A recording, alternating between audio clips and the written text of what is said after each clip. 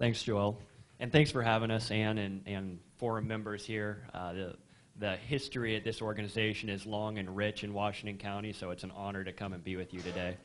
My name is Will Rasmussen. I decided to run for this race because I believe very deeply in the core democratic values of good public education, protecting the environment, particularly green spaces, healthcare, and family wage jobs. And those values are going to come under attack in this cycle. It's going to be a tough cycle.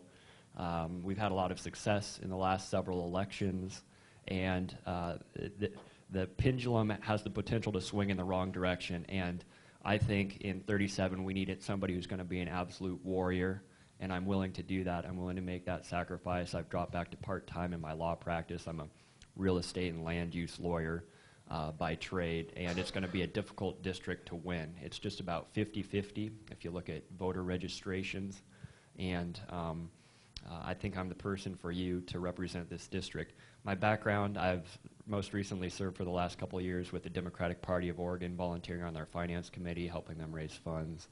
I'm a former Wyden intern from his first term in the Senate. I'm the current Oregon Business Association Good Government Vice Chair, help them develop policy to move Oregon forward.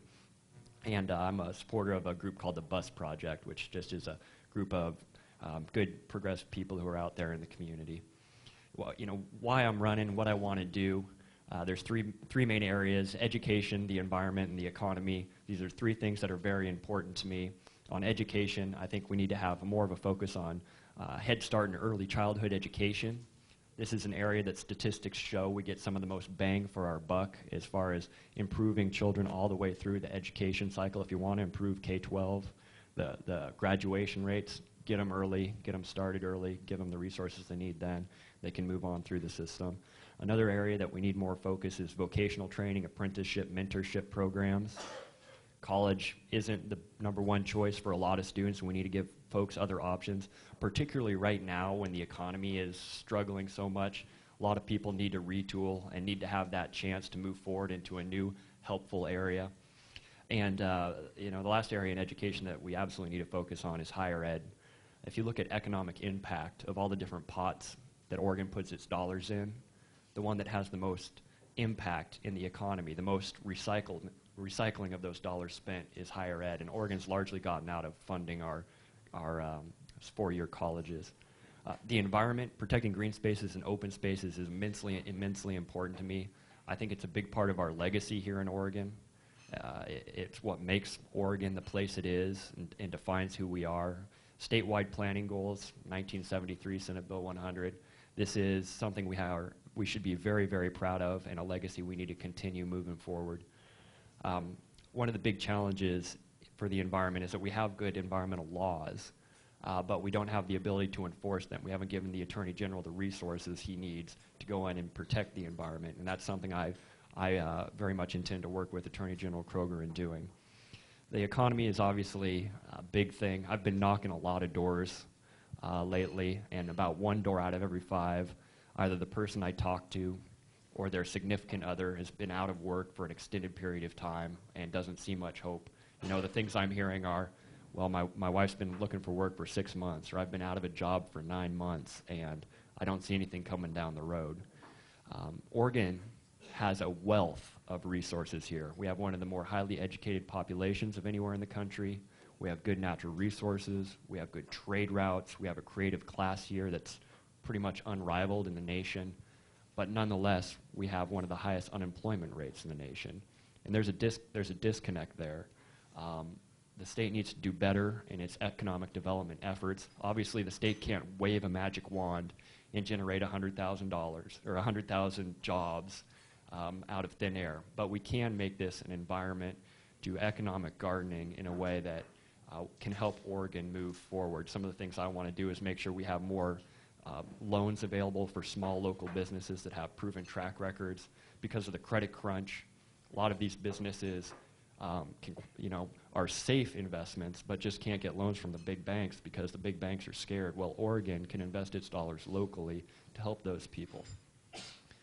Also, a health insurance exchange. One thing I hear with surprising frequency on the doorstep is that health care is the cost of health care is driving small businesses to shut down or not hire.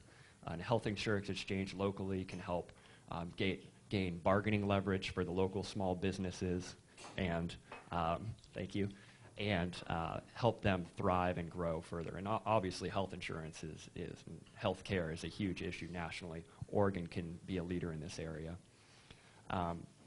So, you know, how I'm going to win, there's three good Democrats here. I don't have anything bad to say about either of my opponents. They're good people. But this is going to be a knockdown, drag-out race in the general, and it's just going to take a lot of work. I'm just focusing on the fundamentals, which are knocking on doors, talking with individual voters, and raising money. To date, I've personally knocked on over 2,500 doors in my district. I'm going to get that number above 5,000 before the primary date.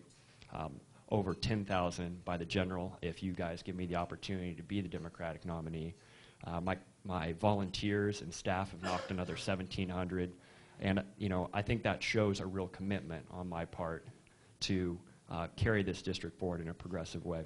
On the fundraising side, we've raised over $55,000 cash in the door and another $15,000 pledged. That's the hardest part of the campaign, is calling up somebody and saying, hey, can you support the campaign?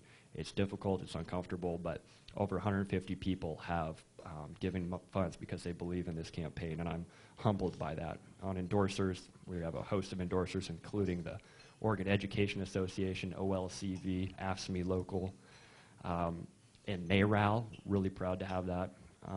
Individuals, Governor Roberts, Speaker Hunt, Tobias Reed. I noticed some of Tobias's constituents are in here. Really proud to have that endorsement. And 12 other state representatives. If any of you here today can help with this cause, we would love to talk to you. Chris, please raise your hand. This is my campaign manager. We're out working 7 days a week on the campaign. We'd love to have you come out.